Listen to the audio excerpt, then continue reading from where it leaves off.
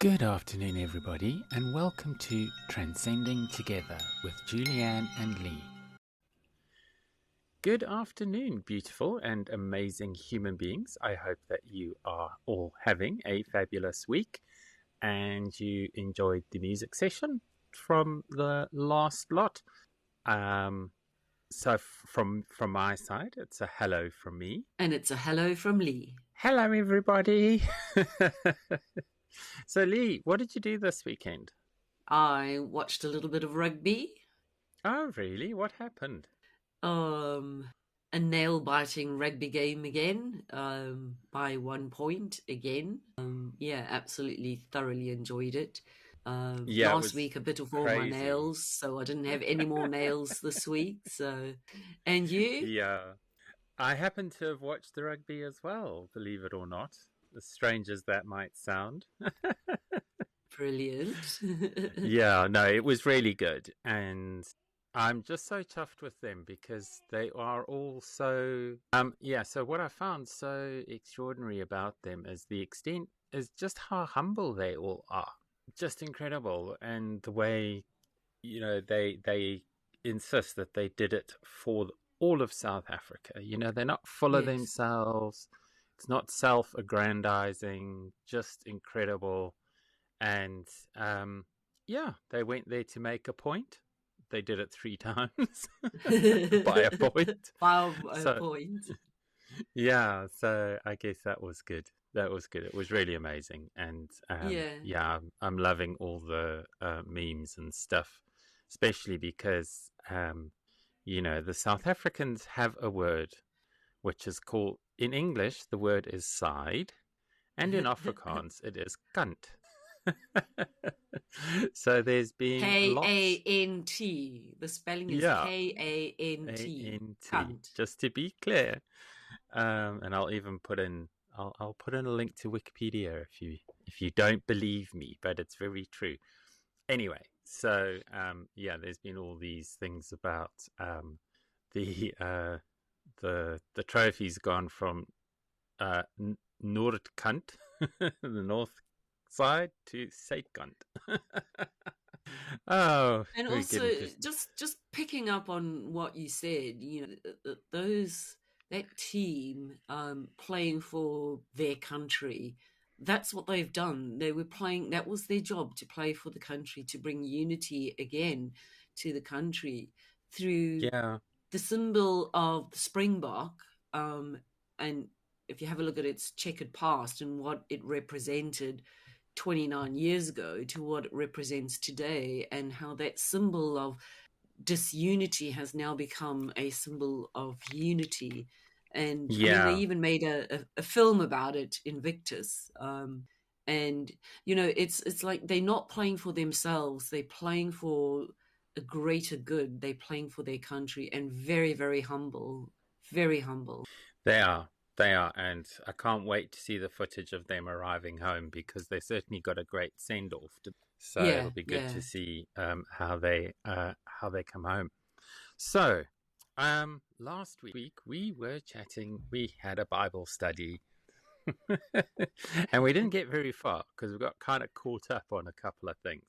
So we thought we'd have to do a part 2 and come back and have another conversation about some of the fun and games which take place in the Bible. And I think the one thing which I've always I'm gonna test you on something here, Lee, because this is almost a Mandela effect. Um, Right. so, what animal lay down with the lamb in that Bible verse? And thee shall lay down with the lamb. The lion. Uh-huh. It wasn't a lion, it was a wolf.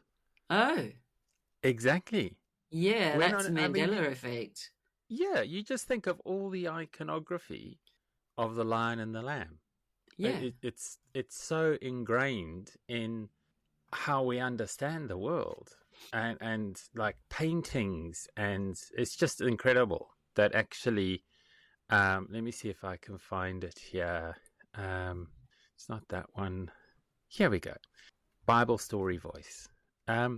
So it's Isaiah 11, 6 to 9, if you want to fact check me. And verse 6 is, the wolf shall live with the lamb, the leopard shall lie down with the kid, the calf and the lion and the fatling together, and a little child shall lead them. So yeah, isn't that interesting?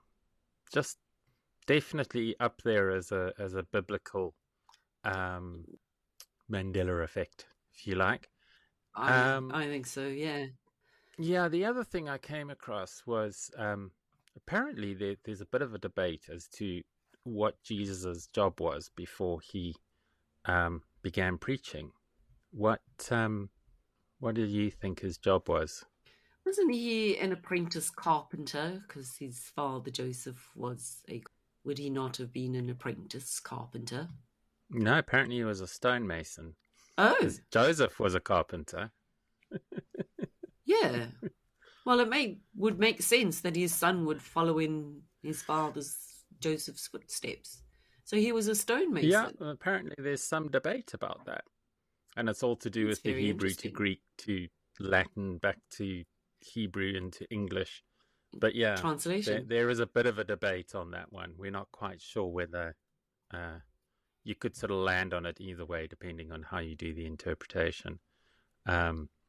So yeah, I just wanted to talk about those two because they're quite funny actually. Just that'll bend your mind. So let us talk about the first thing. How many people did God kill, Lee? Do you have any idea? It's got to be a lot. That body count must be huge. I have no idea the exact number, though. Okay, so and I'll put links up so that you guys can check out some of this stuff because it's not my work. So I'm using other people's references, but we talked obviously about Lot's wife and Sodom and Gomorrah. Apparently, Mm-hmm. Sodom and Gomorrah, it's stated. So there's a couple of things. So the first thing is there are certain things where you can actually go through the Bible and the numbers are stated. So if you add up all the things in the Bible where the Lord smited those and smoted these and zapped these with because people were looking inside the Ark of the Covenant. So if you that was 10,000 Wow. or 50,000 even because of that. And then there was that time that God smote. I can't quite remember. See if I can find it here. Oh, that's it. Aaron's sons. So God burnt Aaron's sons to death for offering a strange fire. So they didn't offer the right kind of fire. So God smote them. That's in where did I find that's in Leviticus. Of course, we love Leviticus. We're going to be talking a lot about Leviticus today. But yeah, okay. Long story short, using biblical numbers only, it's 2.821364 million. So 2,821,364. How many do you think the devil killed? None. Oh no, he got 10. Oh, okay. So yeah, so God, oh my goodness. Then of course, what they're saying is numbers which weren't given are things like the flood. Yeah. So they estimate that the population of the region at the time was probably about 20 million people. So you can add 20 million Million. to your 2.8 million, and you've got 22,821,364. Why do you think there was? What do you think it sort of comes from? This. Why is that his body count just so high? Because What are some of people were your thoughts? disobedient. Because people were disobedient and they had to be punished. And that goes back to perhaps the original sin in the Garden of Eden. Yeah, I mean he does that. there is a lot around that, around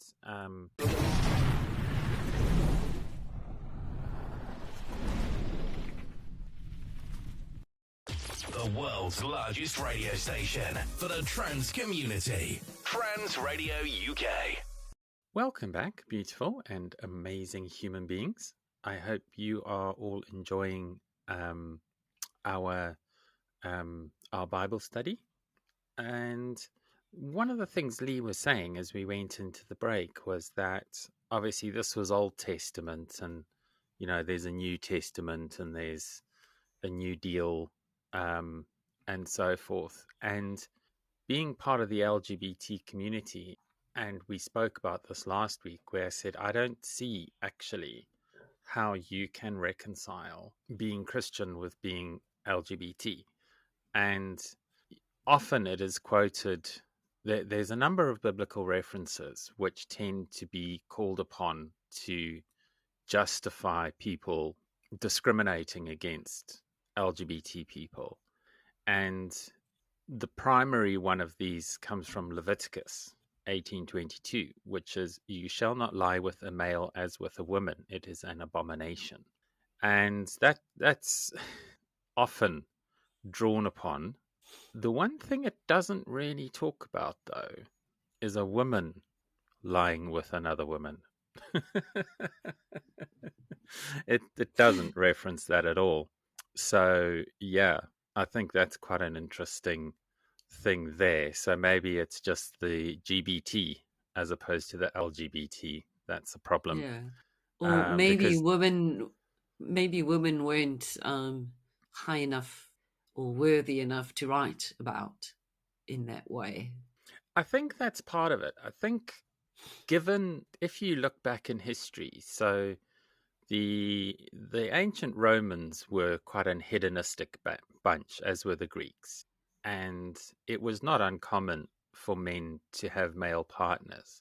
The thing which there was a hierarchy to it, so who was top and who was bottom was based on your position in society. So I just wonder if this isn't a kind of hangover from that, where if you're supposed to put God above all else and you're a bottom, there might be an issue in terms of who's in charge. I don't know.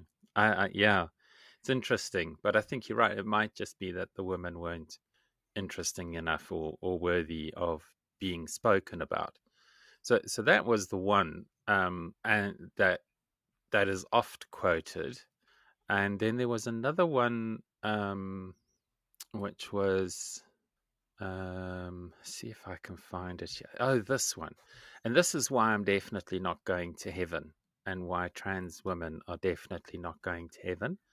Because in Deuteronomy 23:1, no one whose testicles are crushed or whose male organ is cut off shall enter the assembly of the Lord. Wow. Thoughts? Wow. Wasn't aware of that one. Yeah, that's quite profound. Yeah, so Deuteronomy, Leviticus, they're all quite clear on a number of these things. So I do, one final last Old Testament thing from Leviticus, which I found quite interesting. And I did talk a little bit about this. I did mention this one last week. And that is, do not cut the hair at the sides of your head or clip off the edges of your beard. So that's 27. 28 says, you must not make any cuts. Oh, no, not that one. Sorry, this one. Leviticus 21:5. Priests must not make bald spots on their heads, shave off the edges of their beards, or make cuts in their bodies. And that one, so you've got, this is where the double standard and the hypocrisy for me comes into play, because that's what the monks do they not? They make Yep. bald spots on their heads for their little skull cap thing. So, so if I can't go in because my testicles have been crushed or my organ has been removed, then neither can anybody who shaves, any man who shaves his face, nor any of those monks who make little bald spots on the top of their heads. And I know why they used to do that. They did that because they thought the hair would get between them and their communication with God. But yeah, and so yeah, I mean that's a huge hypocrisy right there. What other bits have you got, Lee? Well, I think Then just we'll get on to some of the newer stuff. yeah. I mean, just coming back to those points that you mentioned and linking it back to the rules that you had to follow in order to go to heaven, and the sort of like historical period of where the Old Testament stories come from, and a lot of it was like oral history. And you mentioned it before about different translations and things like that. But overall, it sounded like an absolutely awful place to live in those times during the Old Testament. And again, it was very much rules based. And if you broke those rules, you weren't going to heaven. And serious consequences as well. Yeah. I think this is the thing. And, as a parent, we have children. You have children and you don't set them up to fail. I think this is the thing. It's like, as a parent, I just can't see myself. It's almost like, if your child has a disability, you must punish them for it. And I guess that's where, people writing with their left hands used to get them smacked. And disabilities were considered that you were foregone by the Lord. And it's kind of like there's this thought experiment that I often do, especially with Christian people. So I'll ask you these questions and respond as if you're a Christian, rightly. So God is all powerful, omnipotent, and infallible. True or false? True. Okay. God created man. True or false? True. Man is flawed. True. So then only one of two things can be true. Because he is omnipotent, all powerful, and infallible, he intended us to be this way. Or he's not infallible. And I know what people are going to say, yes, but he's given us that challenge, we've got to overcome ourselves. But this goes back to my thing about, if you've got a child who's got a severe disability, you don't condemn them for it. You don't say, well, you just got to get over yourselves. I mean, I know our parents did that. It's not bleeding or broken, or if you cry, I'll give you something to cry about. To cry about. Yeah. What do you think about that thought experiment? Well, it's interesting because if we as humans are flawed and we were made in God's image, then does logic not dictate that God was also flawed? And it kind of goes back to that moment in the Garden of Eden where that was apparently the point at which we broke our covenant with God and, original sin and all the rest of it. But if we were perfect at that point, we wouldn't have done that. We would have been obedient. And so the fact that Eve apparently was tempted by the snake does make me wonder, how could she have been tempted if this was before the original sin and therefore we were created in God's image and perfect? Just bothers me that. I don't see how you can have it both ways. But yeah, I mean, all religions are particularly good at at having it both ways. One last Old Testament thing before we go into the next break. This is also from Leviticus, and in the book of Leviticus, and I've written about this before on my Substack, there's this concept of a debt jubilee. And what it says in Leviticus is that, let me see if I can find it here. Right. So debt forgiveness is mentioned in the book of Leviticus, in which God counsels Moses to forgive debts in certain cases every Jubilee year at the end of Shemitah, which is Shemitah is the 7-year agricultural cycle. So all those people that say these aspects of Leviticus, and they use Leviticus to condemn all of these people, that just really, to me, is fine. Then why aren't we doing debt jubilees then? Yeah, exactly. In fact, I think we've spoken about this on our show in a previous episode, the idea of a debt jubilee. So it's like, on the one hand, it's like you follow this law to the letter. If you don't, you go to hell. But on the other hand, there are other stories written, historical stories written, that suggest you if you are obeying God, then you should also be following this. And debt jubilee is one of them. And why don't we practice that today? Yeah, exactly. One thing about religious fanatics is they love to dine a la carte from the fixed price menu. That's a fantastic way of looking at it. I love it. I might borrow it one day. Okay. Anyone's free to use that. All right, we're going to go to a quick break. And when we come back, some more Bible stories. The world's largest radio station for the trans community. Trans Radio UK. Welcome back, beautiful and amazing human beings. Before we move on to the New Testament, Lee mentioned that I made reference to the Garden of Eden. What are your thoughts about the Garden of Eden, Lee?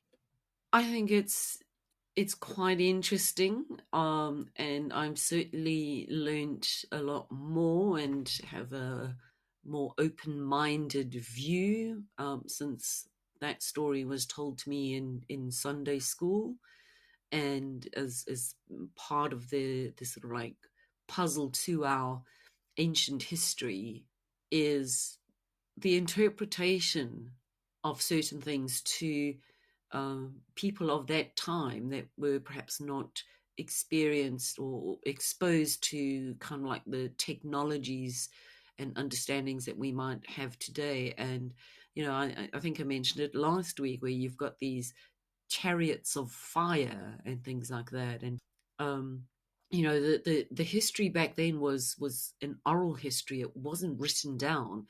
And then when it was written down, it was written down it was a graphical language. It was like pictures and interpretation, translation, and things like that. And yeah, I mean, I wonder if the serpent was perhaps not of sort of like an alien interluder that came down to earth. Yeah, next week we're going to talk ancient aliens because there's so much you can take away from that. And yeah, I mean, Ezekiel and his fiery chariot, and yeah, I mean, they do say that Moses was the first person to download something from the cloud on a tablet, but yep. I like that. Yeah, I mean, the Garden of Eden has always fascinated me, and we have talked about this before, because I don't see the serpent as the antagonist at all. And it's actually the quote from the Bible is when God discovers that they've eaten the fruit of the tree, which wasn't an apple, by the way. It doesn't state specifically which fruit it was. So the actual quote is that now that you have eaten from the tree of knowledge, you have become one of us. And it's that one of us which is an interesting thing for me as well, because the reason why it's translated as us and not you have become like me then is because the original Hebrew word is plural. It's a plural. Elohim means plural. and that's why it's us and not me. For all that people want to get caught up on pronouns, that's pretty straightforward. So there was obviously more than one God, right? And it also sort of makes you think, why did God need to say to them, "You will have no other gods but me"? That must have meant there were other gods. And didn't he also say, "Let us make man in our image"? Yes, you're quite right. Yeah, it's Yeah. all of those references are all Elohim. They are all Yeah. pluralistic. I mean, the other thing is, when Cain killed Abel, he was discharged. He was chased. He was chased away into exile, and he went off and married a daughter of the kings of the land of Nod. Okay, so where did all these people come from? Yep. Yeah, it just and I guess you're right to the extent that I think a lot of it is allegorical, which is okay. If you want to treat it as allegorical, fine. But then you don't get to pick and choose which Yes. bits are allegorical and which bits are literal. That to me is it's one or the other. You can't say, oh well, in that situation, it was allegorical. Yeah, I don't buy that. So yeah, I think when we talk ancient aliens and the Sumerian tablets and Zechariah Sitchin and those things, there's quite a lot to be said about that. If we step away from the Old Testament to the New Testament, because you've said, yeah, but you know what? It's Jesus came and there was a new covenant with God.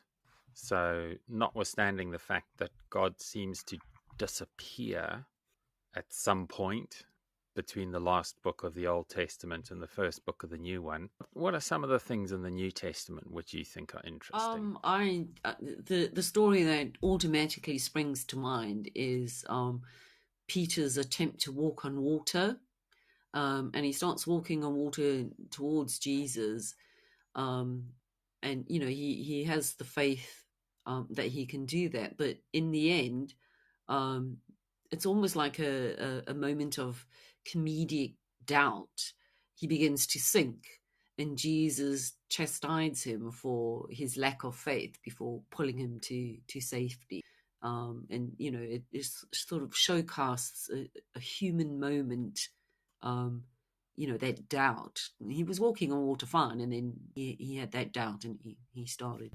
That's one story that springs to mind for me. Do you think it was literal? I mean, do you think Jesus really did walk on water and that we can too if we have enough faith? I don't know, because maybe it's a very interesting question. I mean, maybe there was some kind of like technology that allowed you to do that we don't know about. Like the parting of the Red Sea. Perhaps there was a technology that's been Yeah. hidden from us since. Yeah, yeah. We're sort of getting into next week's topic there. We'll definitely cover all of that. Yeah, I think for me, because we do have this new covenant, right? And we should now be grateful and thankful that Jesus came and forgave all our sins. There's a particular character in the New Testament, Paul, and Paul wrote a number of letters. Paul was Saul, and then he had the Damascus experience, the road to Damascus, where the scales fell from his eyes and he became Christian. Even that's fraught with all kinds of stories. But so Paul had a real problem with women. Paul and Timothy. I did read to you from Timothy last week, where it was the woman shall be subservient to the man type of thing, and but Paul also, this is one of my favorites from Corinthians, says, "Now I commend you because you remember me in everything and maintain the traditions as I have delivered them to you. But I want you to understand that the head of every man is Christ, and the head of a wife is her husband, and the head of Christ is God. Every man who prays or prophesies with his head covered dishonors his head. But every wife who prays or prophesies with her head uncovered dishonors her head, since it is the same as if her hair were shaven. For if a wife will not cover her head, then she shall cut her hair short. But since it is disgraceful for a wife to cut her hair or shave her head, let her cover her head. For a man ought not to cover his head, since he is the image and the glory of God, but woman is the glory of man. Right. Yeah. What do you think about that? Yeah. I mean, it's like throughout history, women are subservient to men, and that still goes on today in certain cultures and areas of the world. And you know, I mean, if you're going to be literal about it, it says so in the Bible. But there's like we've mentioned before, you can't cherry pick bits and pieces that fit your particular narrative. That's not what the good book is there for. So yeah, as a woman, Yeah. yeah, I disagree with that one completely. But again, it just reveals the hypocrisy, right? Because if the church can change its mind on that, so if you go back and you think about the Timothy quote, which was that a woman should not minister to a man, that no woman should tell a man what to do, and that's why they can't minister the word of Christ, because they're not allowed to. That's what Timothy was saying, is women Yeah, need to be silent. And here we've got Corinthians, we've got Paul saying women should cover their heads. And I think the thing for me which really strikes me is the hypocrisy that we do now in the Christian church, not the Catholics yet, but they've capitulated to a changing society, to changing norms, and they've said, well, actually, we can bend ourselves backwards and work out how that's not quite what he meant. So that's fine. Women can become priests and be ordained. And as for covering their heads, why is so if you want to say that a man should not lie with another man as a woman because the Bible tells me so, then why are women not covering their heads? And my specific point around this is things do change. Things are contemporary, and there's a lot of apologists to this particular verse in Corinthians where people say, yeah, but you've got to remember the time that it was. I'm like, okay, well, if you're going to do that, then surely you have to accept that this is a different time to that. And you can't then say women don't have to cover their heads. Married women don't have to cover their heads, but men can't be with men. cherry picking again. You cherry picking, and marriage is between one man and one woman. Yeah, maybe, but then why are their heads not covered? And I just, this is the thing when these loony people like Nadine Dorries and Katie Price and Marjorie Taylor Greene and Lauren Bobbitt, the two American evangelical female members of the House of Representatives, I'm like, you never cover your head. You hold authority over men. Why is that okay? And I mean, coming back to that passage where women are described as subservient to men, and they not allowed to go out and preach and things like that, I think a lot of Mary Magdalene's story has been suppressed because of the cultural thinking of that time. And I think Mary was much more of an influence and an impact on Jesus's life than what we have been told. Yeah, I've got some thoughts on that.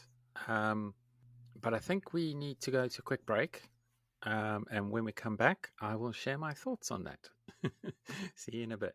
The world's largest radio station for the trans community. Trans Radio UK. Welcome back, beautiful and amazing human beings. So just before the break, Lee was talking about Mary Magdalene and the nature of her relationship with Jesus. And the contemporary wisdom is that she was a prostitute who he forgave, and she, then became a follower. She's not classified as a disciple.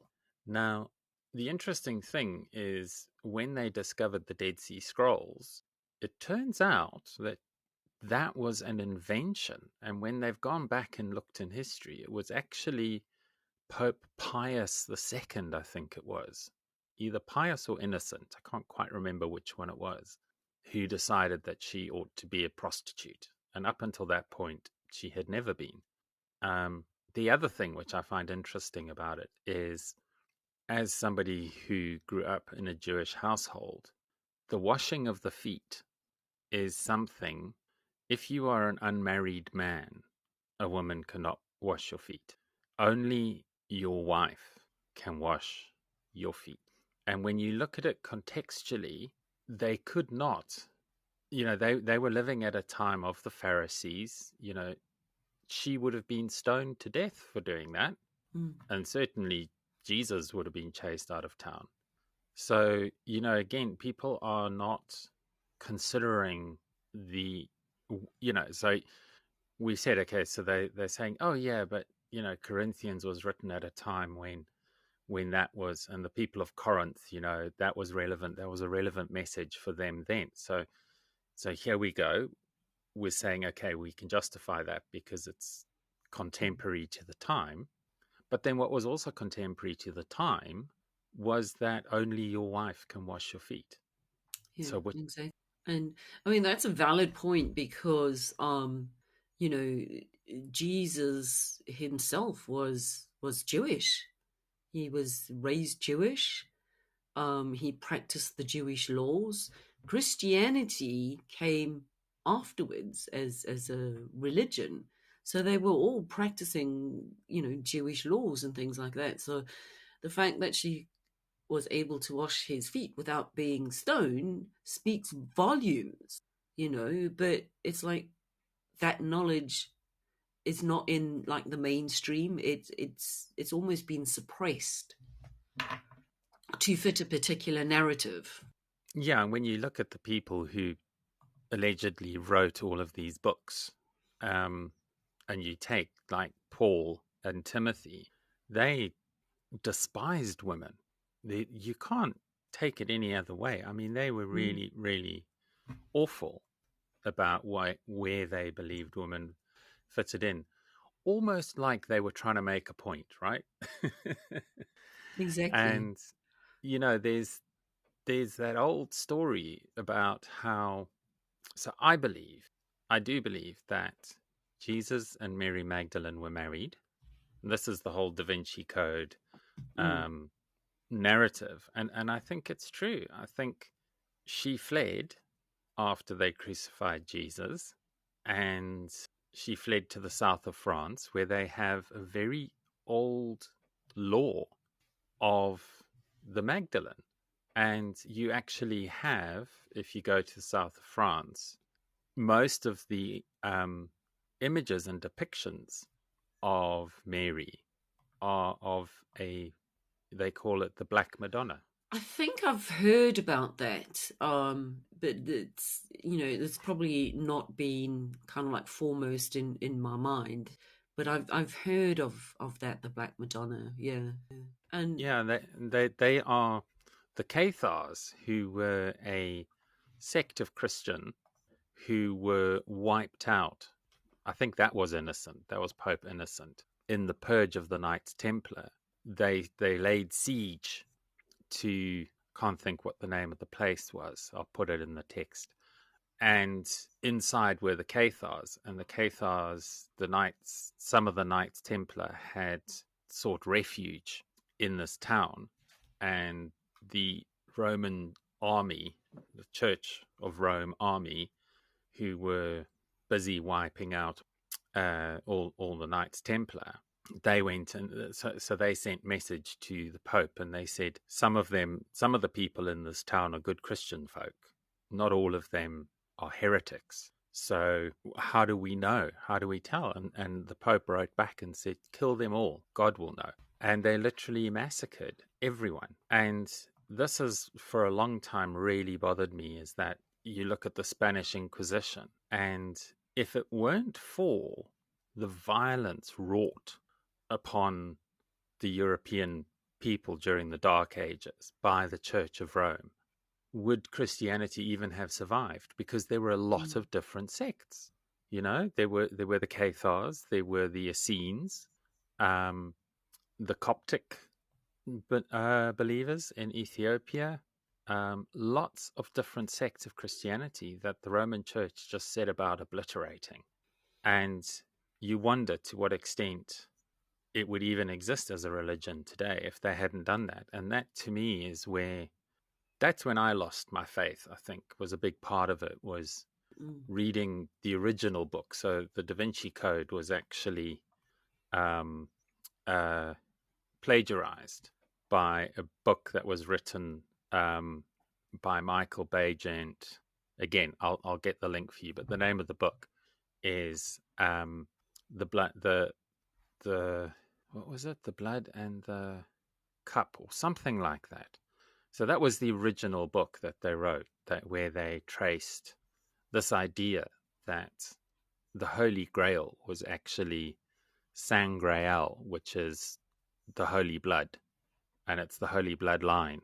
And it's, the conspiracy theory is that all of these secret brotherhoods that sprung up in Europe were to protect this bloodline, which is interesting because if we go back to what we were talking about, I mean, I don't see, again, so to preach, for the Sermon on the Mount to have actually taken place in contemporary Israel, Jesus, you were not permitted to minister to people unless you were a rabbi.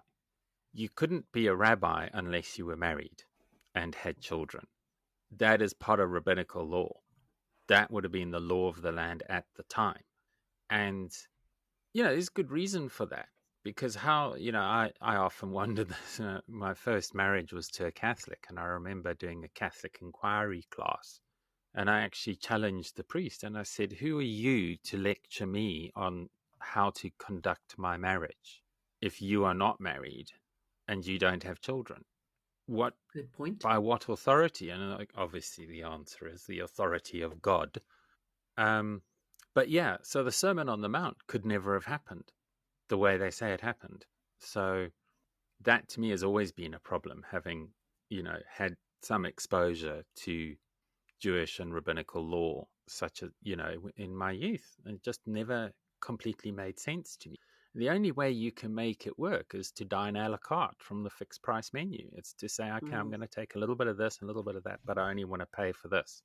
And it was in this book that they talked about the likelihood that the wedding in Canaan that Jesus went to, where he turned the water into wine, is allegorical.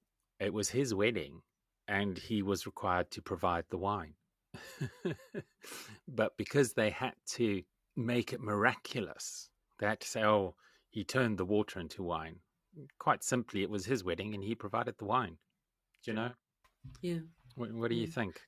I mean, yeah, it's quite interesting because, you mentioned the Dead Sea Scrolls, and, how that was like a collection of Hebrew and Aramaic parchments that have been put together, and, and then we had the printing press and, mass printing of Bibles and things like that. But there's like a lot of stories that didn't go into those collections of stories, and one of them is supposedly the Gospel of Mary, and that story was found in a separate papyrus. I think they found it in like the late 1890s, It was a 5th century papyrus that they found in Cairo that purportedly had the Gospel of Mary portrayed in it, and that she was, perhaps even an apostle. An apostle. He was close to Jesus, linking in the marriage and things like that. So I think there's a lot of it that has been suppressed from us because it didn't fit the narrative of the time, or Yeah. of the history when women were subservient to men. You couldn't possibly have this woman who was close to Jesus and who was apostle, and because women were suppressed, and that's why she became the prostitute. Yeah, exactly. And I think that's if you go back and you have a look at the extent to which the Roman Church destroyed all knowledge, I think the only reason they're the Dark Ages is because all the literature from that period of time was destroyed. And I mean, it was only a couple of 100 years ago that Catholics were even allowed to have a Bible. They get what they call is it a missal or something? But they're not actually, when you are confirmed into the Catholic faith, you're not given a Bible. You're given a concatenated version. and that was like the compromise. It's like, okay, we'll give them just a little bit of it. So you've got a little bit of something that was a little bit of a whole bunch of other stuff. Yeah. And the one historical moment which I find is the greatest crime against humanity was the destruction of the library at Alexandria, because it was, purported. I mean, Greek philosophers from Socrates to Plato all visited this library to go and learn from this ancient knowledge. And I think one of the fascinating things that's happening now is, because of the age of the internet, they can't keep a lid on stuff anymore. And I think this is where the Sumerian tablets are such an interesting thing to talk about, and we'll get into those next week. But they couldn't cover it up anymore.